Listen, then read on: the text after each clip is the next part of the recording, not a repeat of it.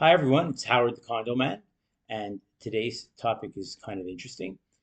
It's how to keep or how to know that condominium fees will be low in the building that you're buying in or living in.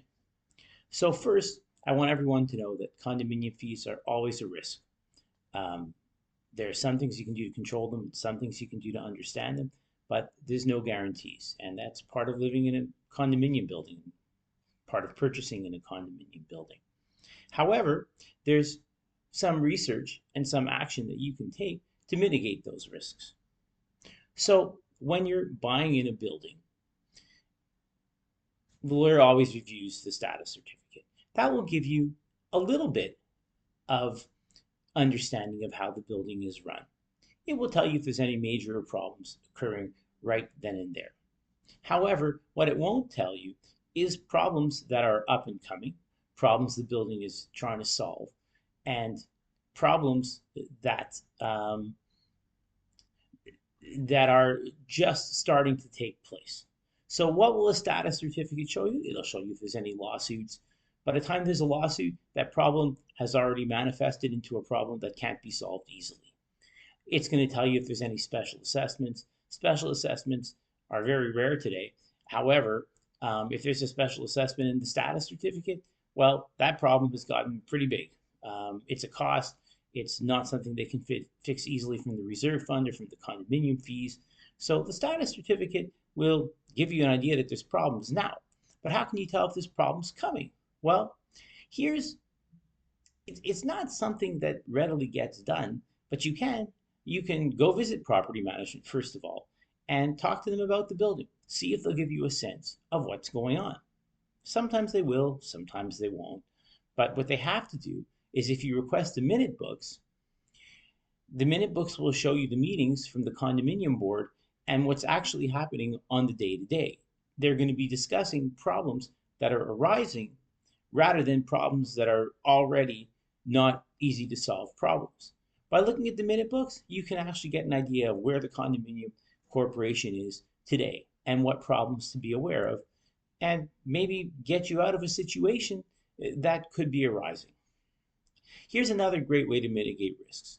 Some builders happen to have better run buildings. They also typically have the same property managers. So most Tridel buildings have reasonable condominium fees and are well run. The negatives of Tridel buildings, they almost always allow Airbnb, and that can add wear and tear to the building. But other than that, Tridel owns Dell Property Management.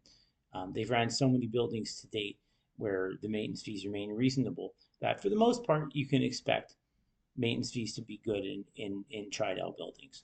Another builder who I find generally has well-run buildings is Plaza Corp.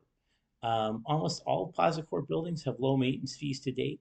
So that's another way to mitigate risk, especially in a brand new building. So there's no point to looking at the minute books in a brand new building because the minute books don't say anything. Even the status certificate really says nothing, except for maybe some unique policies, but it's not going to show any problems because there are none yet. The builders built the building and they've done a pro forma, and that's kind of all that you're going to see. But how can you mitigate your risk? Look at the builder, look at the track record, look at some of their other buildings, see if they always have the same property management group that manages their buildings, and you might be able to identify some really positive trends. I will give you some negative builders. Probably I shouldn't do this, but I'll do it anyways.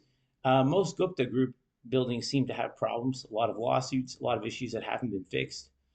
Urban Corp buildings, well, a lot of the problems have been dealt with now, but certainly there could be problems that arise in the future. I would be just a little bit concerned in buying in an Urban Corp building. I think I'll leave it there for for negative builders. That's not to say you shouldn't buy in buildings like that, but expect your condominium fees could go higher. um, what else can be risky? Well, if you have a small building with expensive facilities being an outdoor pool, being 24-hour security in a very small building, you've got a very high risk that costs are going to be high for that building. So um, I'll give you an example. There was a building at Queen and John where it might have been 50 boutique units and an outdoor pool. And it's beautiful. I love the building architecturally, but as soon as I saw it, I knew the maintenance fees would go up. I'll give you another example. At DNA 1 and 2, I believe it was, they had only budgeted for security 8 hours a day. And I could hear ramblings that they wanted to have more security because there was crime in the area.